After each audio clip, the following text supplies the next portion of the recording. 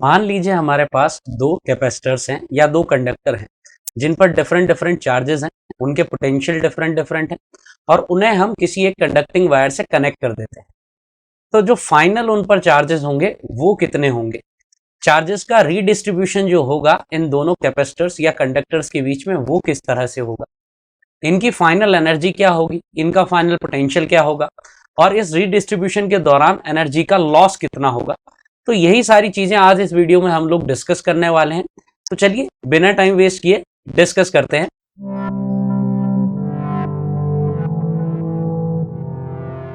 तो आज की इस वीडियो का हमारा जो टॉपिक होने वाला है वो है redistribution of charges, common potential and energy loss. तो मैं हाजिर हूं एक बार फिर से आप सभी के सामने आपके अपने YouTube चैनल पर फिजिक्स के कुछ और नए कॉन्सेप्ट्स लेकर के। और आज हम लोग डिस्कस करने वाले हैं कि अगर दो कंडक्टर्स को या कैपेसिटर्स को अगर हम किसी कंडक्टिंग वायर से कनेक्ट कर देते हैं तो क्या होता है कि उनके जो चार्जेस हैं वो रीडिस्ट्रीब्यूट होते हैं। और वो कब तक रीडिस्ट्रीब्यूट होते हैं? जब तक कि वो एक कॉमन पोटेंशियल एक्वायर नहीं कर लेते। और इस रीडिस्ट्रीब्यूशन की वजह से कुछ वहां पर एनर्जी का लॉस भी होता है। तो यही सारी चीजें मैथमेटिकली हम आज कैलकुलेट करने वाले हैं। तो बेसिकली यहाँ पर कॉन्सेप्ट क्या है कि हमारे पास सपोज यहाँ पर दो कैपेसिटर्स हैं, पैरेलल प्लेट कैपेसिटर्स हमने लिए हुए हैं। एक कैपेसिटर का चार्ज Q1 है, दूसरे का चार्ज Q2 है। एक का कैपेसिटेंस C1 है, दूसरे का C2 है। एक का पोटेंशियल V1 है, दूसरे का ये V2 है। This is not V1, this is V2। अब हमने क्या कर दिया है कि इनको कनेक्ट कर दिया है। इसका ये पॉजिटिव टर्मिनल इसके पॉजिटिव टर्मिनल से कनेक्ट कर दिया और इसका नेगेटिव टर्मिनल इसके नेगेटिव टर्मिनल से कनेक्ट कर दिया है। तो यहाँ पर क्या होगा कि चार्जेस का रीडिस्ट्रीब्यूशन होगा और किस तरह से होगा वो हमें फाइंड आउट करना है। इसको समझने के लिए मैंने क्या किया है, यहाँ पर मैंने सिंपल कंडक्टर्स कंसीडर कर लिए, क्योंकि हम जानते हैं कि इंडिविजुअल कंडक्टर भी कैपेसिटर की तरह ही बिहेव करता है। तो यहाँ पर मैंने एक कंडक्टर लिया जिसका चार्ज Q1 और उसका पोटेंशियल V1 है। तो इसका जो कैपेसिटेंस है C1, तो हम जानते हैं Q is equal to C। तो Q1 C1 is equal to C1 V1 is equal to Q1। और इसी तरह से दूसरा हमने लिया, इसका कैपेसिटेंस C2 हो गया, तो C2 V2 is equal to Q2। ये हो गया। अब मैंने क्या किया है कि यहाँ पर ये जो दोनों मेरे कंडक्टर्स हैं इनको मैंने क्या किया, एक कंडक्टिंग वायर से कनेक्ट कर दिया। एक कंडक्टिंग वायर से मैंने कनेक्ट कर दिया तो अब यहाँ पर चार्जेस का रीडिस्ट्रीब्यूशन होगा। और मैं अज्यूम कर लेता हूं कि इस पर नया चार्ज जो है वो Q1 डैश है और इस पर नया चार्ज Q2 डैश है। अच्छा, और ये रीडिस्ट्रीब्यूशन कब तक होगा? ये जब तक ये दोनों कॉमन पोटेंशियल पर नहीं पहुंच जाते। दोनों का पोटेंशियल कितना हो गया अभी? देखिए आप इस तरह से समझिए। देखिए हम यहाँ पर पूरे फिजिक्स में जो है अलग अलग तरीके के फ्लो पढ़ते हैं। जैसे हम यहाँ पर बात कर रहे हैं इलेक्ट्रोस्टैटिक्स में, या हम जो करंट इलेक्ट्रिसिटी है वहां पर हम बात करते हैं किसका? चार्जेस फ्लो का। तो जो चार्जेस होते हैं वो कहां से कहां फ्लो करते हैं? Higher potential to lower potential. इसी तरह से अगर हम फ्लूइड्स की बात करें, लिक्विड या गैसेस की बात करें, तो those fluids flow from higher pressure to lower pressure, high pressure से लो प्रेशर की तरफ फ्लो करते हैं। इसी तरह से अगर हम हीट की बात करते हैं तो हीट जो है वो high temperature to low temperature flow करता है। तो यहाँ पर इसी तरह से हो रहा है, ठीक है। तो यहाँ पर क्या होता है कि जो चार्जेस होते हैं वो high potential to low potential flow करते हैं। अब हमने देखा इनिशियली क्या सिचुएशन थी कि इन दोनों में से एक का पोटेंशियल ज्यादा होगा, एक का कम होगा। इधर V1 is greater than V2 और V2 is greater than V1, दोनों में से एक होगा। तो जिसका भी पोटेंशियल ज्यादा होगा उस हाई पोटेंशियल से लो पोटेंशियल की तरफ क्या होगा? चार्जेस फ्लो करने लगेंगे। और ऐसा कब तक होगा? जब तक कि दोनों का पोटेंशियल सेम नहीं हो जाता। जैसे कि हमारे पास दो कंटेनर होते हैं, एक कंटेनर जो है हमने हायर लेवल पर रखा है, एक लोअर लेवल पर। तो उसमें क्या होता है कि higher level to lower level जो है लिक्विड फ्लो करने लग जाता है, क्योंकि उधर प्रेशर ज्यादा है, इधर प्रेशर कम है। तो यहाँ पर जब तक कि दोनों का पोटेंशियल बैलेंस नहीं हो जाता तब तक ये फ्लो करता रहेगा। तो दोनों अल्टीमेटली क्या गेन कर लेते हैं? Common potential. तो यहाँ पर हम ये चीज समझे कि charges would keep on flowing till the potential becomes common. तो दोनों कंडक्टर्स का या कैपेसिटर का पोटेंशियल कॉमन हो जाना चाहिए, तब तक चार्जेस फ्लो करते रहेंगे, रीडिस्ट्रीब्यूशन होता रहेगा। तो यहाँ पर भी हम क्या लिख सकते हैं? कैपेसिटेंस तो चेंज होगा नहीं, क्योंकि यहाँ पर आपस में क्या हुए? सिर्फ चार्ज एक्सचेंज हुए हैं। यहाँ पर हमने शेप या साइज जो है वो चेंज नहीं किया है कंडक्टर का। तो कंडक्टर का शेप और साइज पर ही डिपेंड करता है कि उसका कैपेसिटेंस कितना है। तो इसका कैपेसिटेंस वही रहेगा C1 into V is equal to Q1 dash. इसी तरह से C2 V is equal to Q2 dash. अब यहां से एक चीज समझे हम कि यहां पर चार्जेस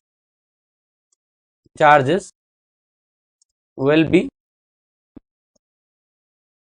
flowing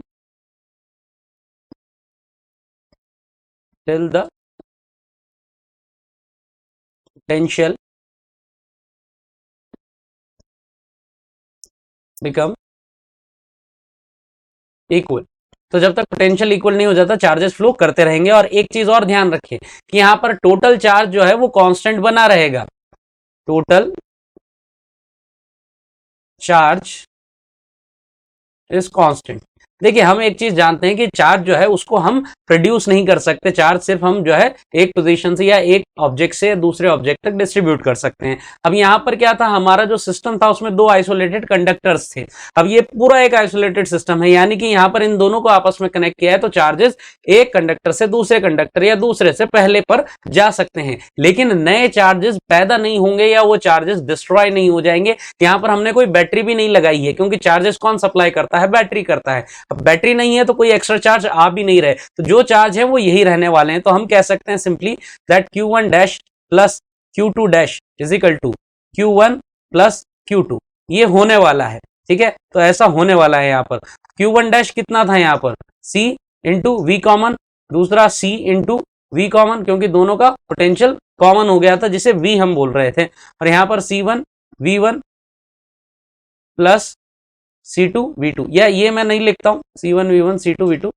क्योंकि यहां पर मैं सीधा Q1 प्लस Q2 ये टर्म इस्तेमाल करता हूं। तो यहां से मेरा ये जो V है वो कॉमन आ गया यहां से, और ये Q1 प्लस Q2, तो V is equal to Q1 plus Q2 upon C1 plus C2।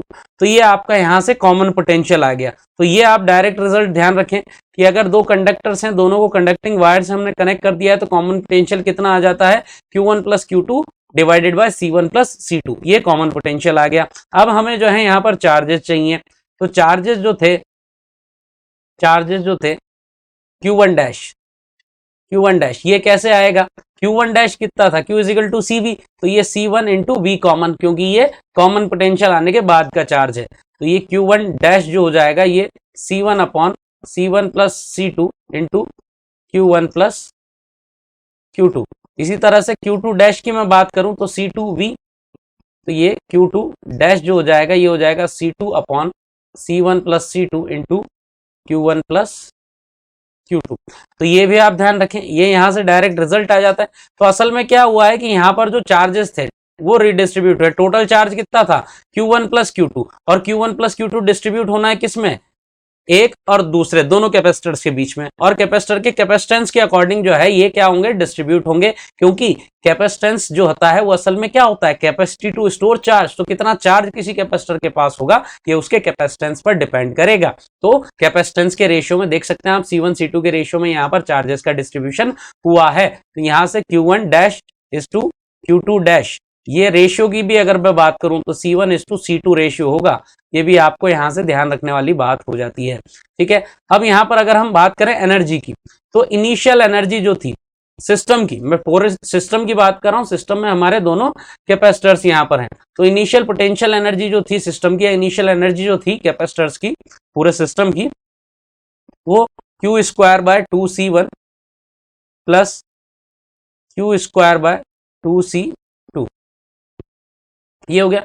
और फाइनल की यहां पर बात करूं, फाइनल तो ये कितना हो जाएगा यहाँ पर, हाफ CV स्क्वायर, तो C1 V square plus half C2 V square, तो ये यहां से 1/2 C1 प्लस C2 और ये V स्क्वायर, यानी कि यहां से U फाइनल जो है आपका हो गया हाफ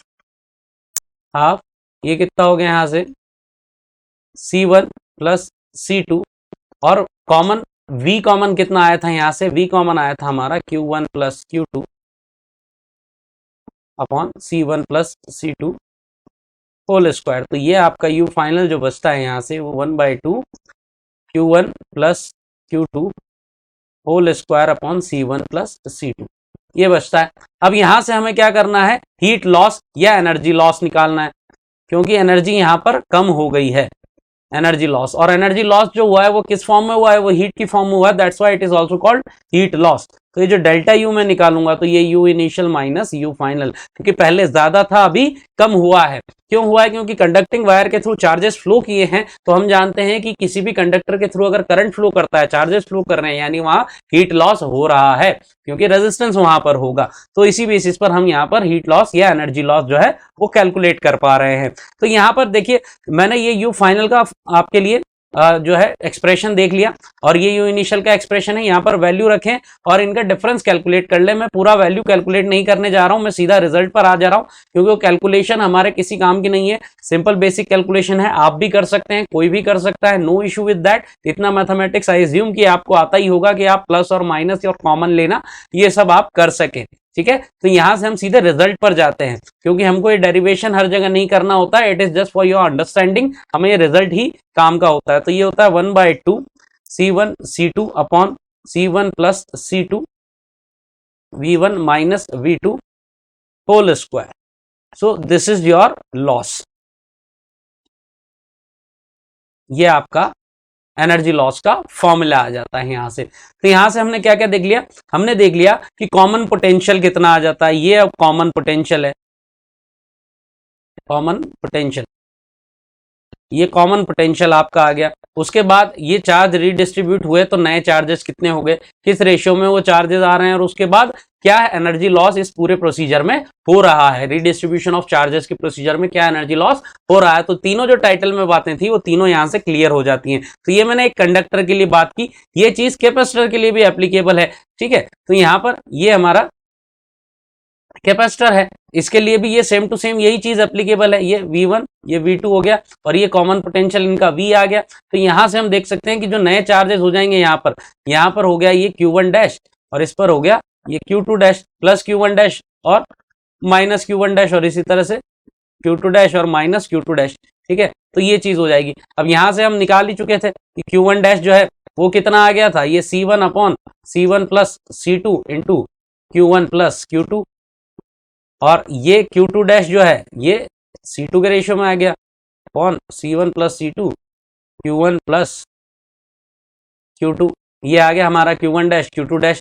डेल्टा यू मैं आपको बता ही चुका हूं, 1/2 C1 C2 upon C1 plus C2 V1 minus V2 whole square. और जो कॉमन पोटेंशियल था वो भी हम निकाल चुके थे, ठीक है। कॉमन पोटेंशियल कितना था यहाँ से हमारे पास में, Q1 plus Q2 upon C1 plus C2।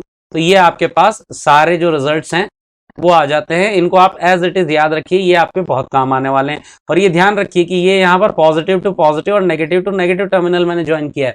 अब इसमें एक ट्विस्ट हम ले सकते हैं कि अगर यहाँ पर मैंने उल्टा कर दिया कि पॉजिटिव को नेगेटिव टर्मिनल से और यहाँ पर इस नेगेटिव को पॉजिटिव टर्मिनल से अगर मैंने ज्वाइन कर दिया तो क्या रिजल्ट आने वाले हैं। तो यहाँ पर जो आपका कॉमन पोटेंशियल आ रहा था, तो पिछले केस में वो क्या था, ये था हमारा Q1 plus Q2 upon C1 plus C2। तो ये आ जाएगा अभी Q1 minus Q2 upon C1 plus C2।